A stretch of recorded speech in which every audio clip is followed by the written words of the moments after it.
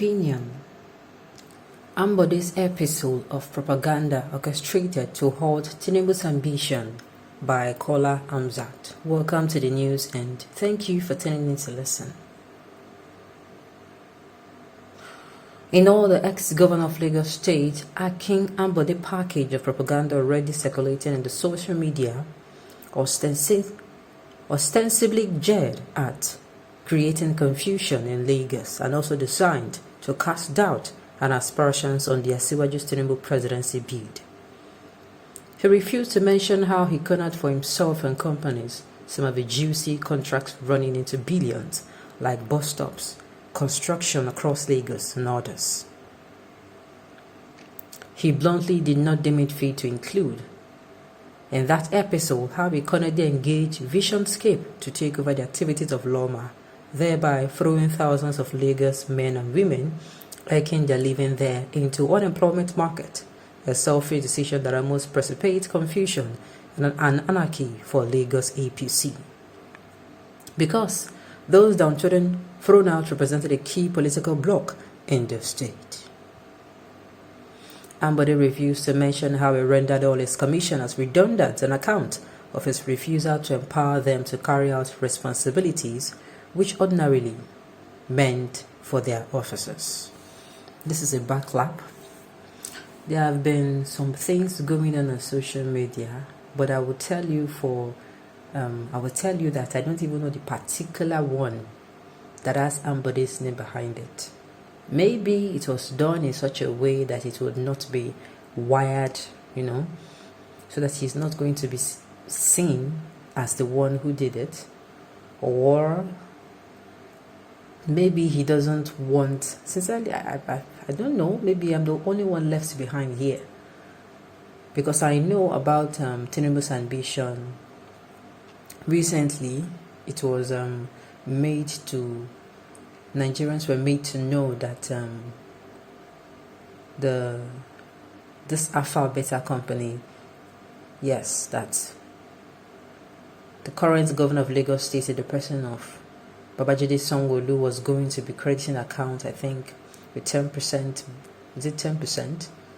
10% bonus, and that 10% bonus is going to be, is it 2 million or 2 billion naira? Something surrounding it. So I don't know if it's that particular one, but trust me, if it is, the person who wrote this piece is clapping back, and the person is no jokes.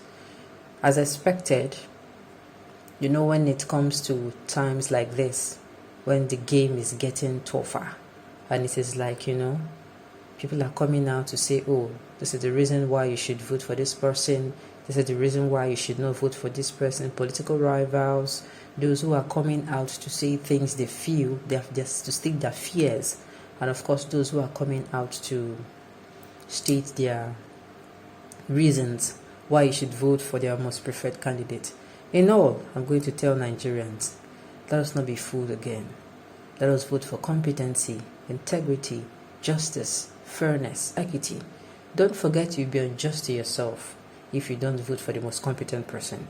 Do not forget you'll be unjust to yourself if you vote for your pocket infrastructure, because your pocket infrastructure is just part of your life. Do not forget that you'll be unjust to yourself if you vote for stomach infrastructure, because man does not live by bread alone. The news in detail, please stay with us.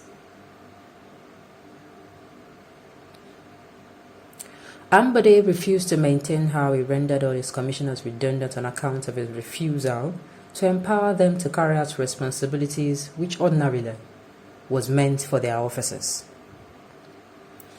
Put secondly, he was virtually in charge of all contract and operational activities, as the cabinet members were limited to a ridiculous approval limit. Of course, this almost set tone for eruption of those parties throughout the state, as those commissioners were representatives of specific strong power blocks.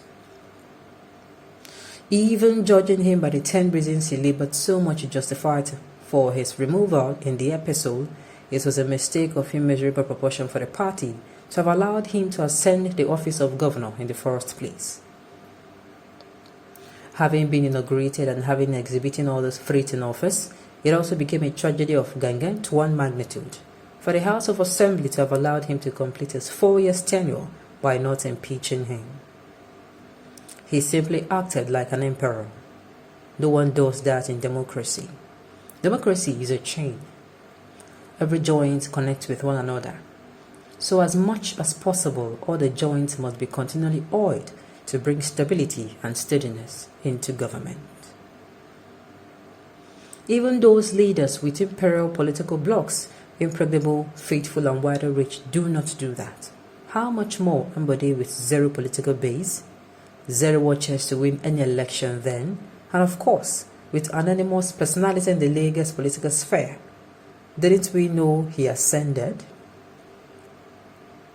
Was it not in public domain how Asiwaju and Tinubu spontaneously and mysteriously pronounced unto him that he would be the next governor of the state, taking over from the then incumbent governor, who mandated him to bring his letter of resignation, an issue not worthy of mentioning in this piece?